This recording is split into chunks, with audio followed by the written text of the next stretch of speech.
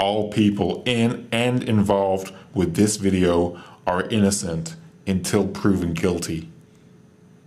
While swearing is not illegal, it is very, very bad. You have been warned. Let's do a test one here.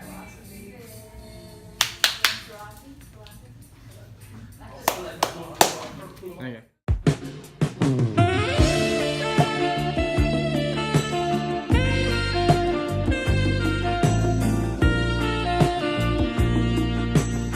There you go, comments. Careless whisper.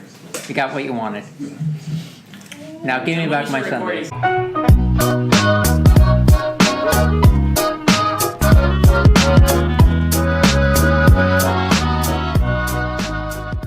Alright, Les. How are you feeling? Am I like getting down on Red Bull right now and all I have soda? And Eugenio being prettier than me. Pretty shitty day. He gets prettier every day. I look like I keep getting hit by trucks full of chickens. We can't all be handsome Vikings. Handsome Spanish Vikings. That's what he is, a handsome Spanish Viking. Chris Hemsworth. Isn't Chris Hemsworth Australian? Who cares? Fucking Thor. Hello everybody, my name is Lewis, maybe. And once again, my Sundays are ruined because some reason you like this episode. And welcome to episode 10? 3. Episode 3, alright. There is good news. Tell them about the good news. Well, there is no good news. See how long this season is. This season is 3 episodes. Nope. No? Damn. I can never get away with this shit. Season is... What did we agree upon? 8.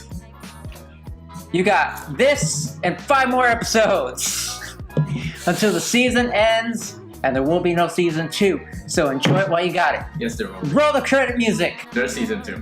There is no season 2. This isn't BuzzFeed. There will be no season 2. There will be season 2. Okay, so apparently, rather than Tim telling me today and get the greatest reaction ever, all books that I review on these episodes are Nominees. 60% off. They're nominees. The nominees for...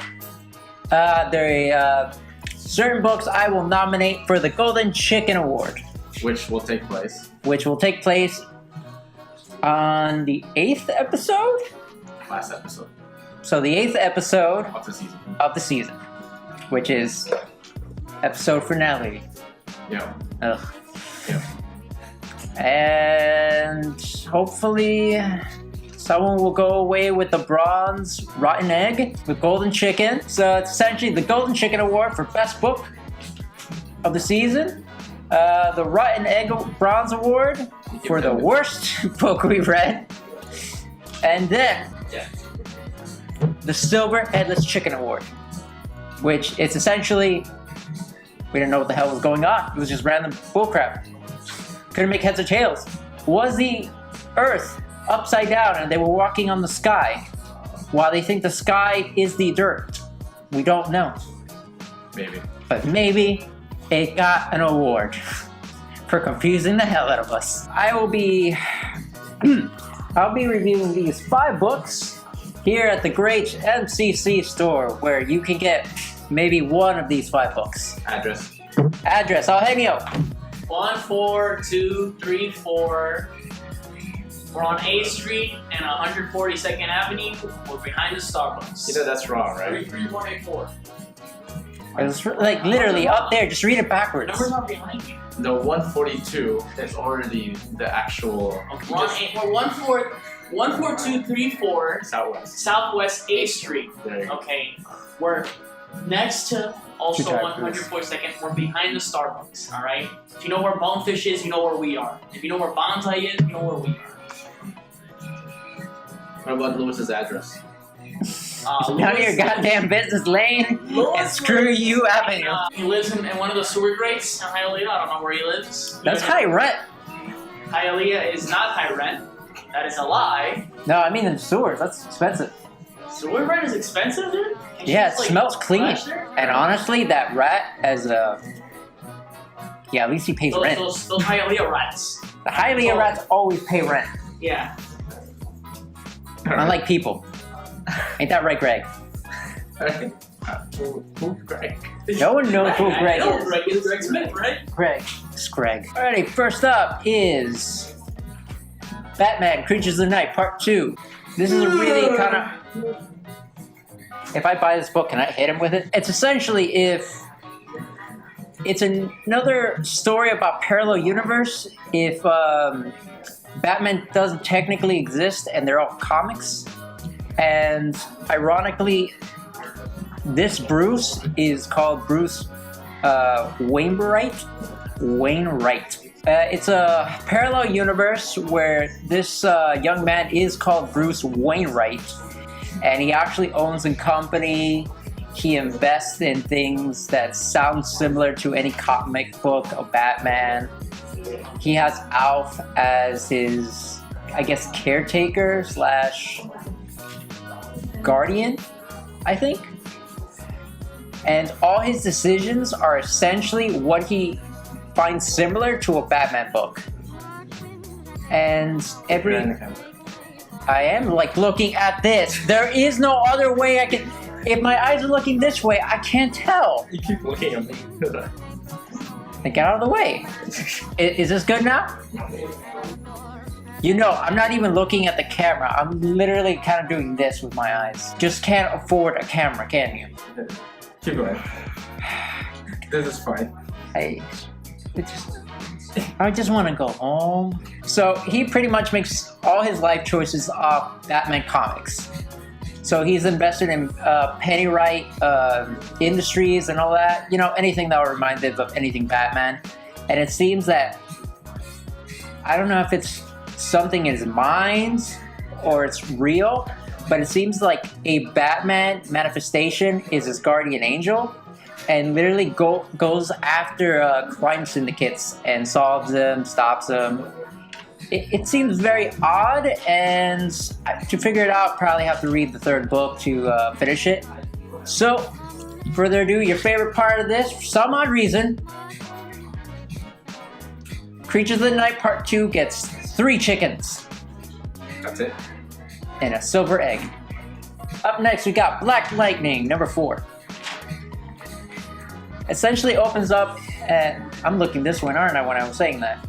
Essentially starts off with an entire gang fight of high-tech gangsters, I guess? I don't know, what do you call a group of people that come together and use violence? Gang members. Fair enough. You got the gist of it, but you're just being an ass. Yeah. Did you just want, like... I'm gonna flip this table at the end of this episode. Okay. So it pretty much starts off with gang members with high-tech equipment with sonic cannons, jetpacks, all the cool snaz, fighting cops and Black Lightning at the same time. Just pure Michael Bay chaos. Except it has, you know, a story. It's pretty much how it goes out. Black Lightning outsmarting them, but essentially there's way too many of them and he has to take shots for people. Kind of like sub-stories into how other people were affected by Black Lightning's short retirement when he wasn't protecting Cleveland, and how they were affected by it. Even his daughters want to join him in helping him, but they are not trained enough and will probably just get in the way if not hurt or killed. And it's turning out to be an okay story so far. I still need to read more to really give it just like a great broad, like if I like it or dislike it. So Black Lightning gets 3 waffles, a breakfast burrito, A breakfast? a breakfast burrito, and a mint. So you eating breakfast food now? 1 mint. He gets a 1 mint? He gets 1 mint. And a fortune cookie. Heaven. For a good future How ahead many of waffles? Do not mess with the system. It's a good system. Next, we got Gotham City Garage.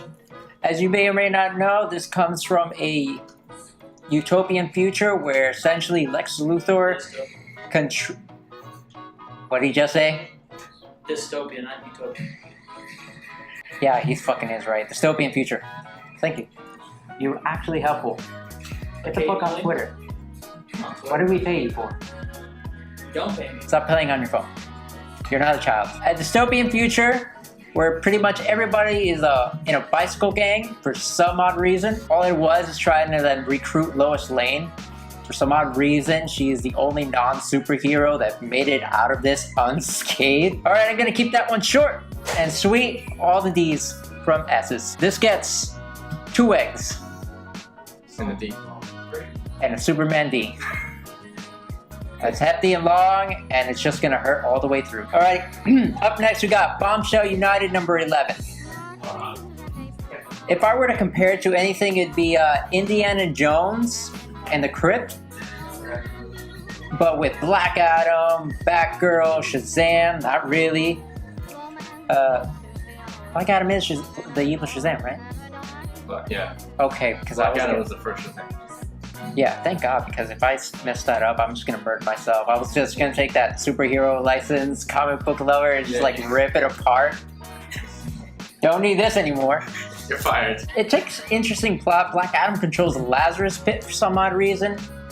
I was forced to read the 11th issue, so I have no idea what's going on.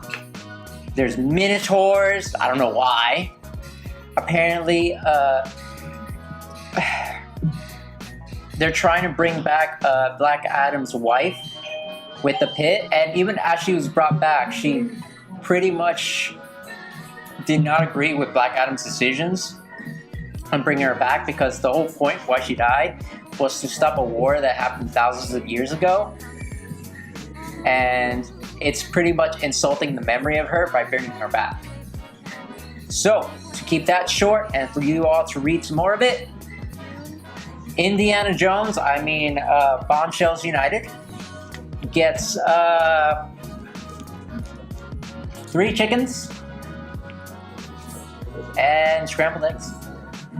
And now, and last, and my favorite, ironically, makes no sense why, Snagglepuss. It was good.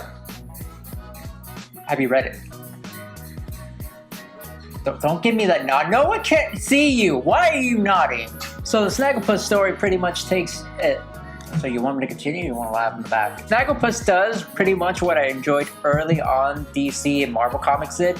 It took real life issues, as in the government going into media and kind of pushing their propaganda on you, and those who did not agree with it and went against it were filed to be un-American and pretty much destroyed both financially and just destroy their reputation so that couldn't continue on a career. And kind of like the corruptness of like favoritism and how companies work together to make sure that you don't get any job because they didn't agree with it. It's kind of like that bullshit synergy that you saw on Ron Burgundy. It actually exists still, but in more low-key ways. So Snagglepuss gets my full Lumberjack Breakfast. I want to read more of it before I can give it all the bacon and eggs you have. So half. So some hash browns. It gets, the Lumberjack Breakfast has hash browns. It gets the full Lumberjack Breakfast and orange juice. That's good for you. Zing. It's a bit of zing. Are you ready, Mr. Not Paying Attention? What? Exactly. And you can get all these books at MCC, Multiverse Corps Comics, at 14234 Southwest 8th Street. I need more enthusiasm. 142. No, don't say it like a dead robot like I do. Say it like a human being would when they're happy. 142nd 34 Do a little dance. Southwest. No. He has a point. Do a little dance. Gotta stretch. That's bad stretching, but okay. Yeah, there we go. So we got the 142nd 34th Southwest 8th Street, or behind the Starbucks. You know, if you just say it that way without having to do the silly dance, you wouldn't have to do the silly dance anymore. See you guys next week on I love Big you. Issues. And call your mother.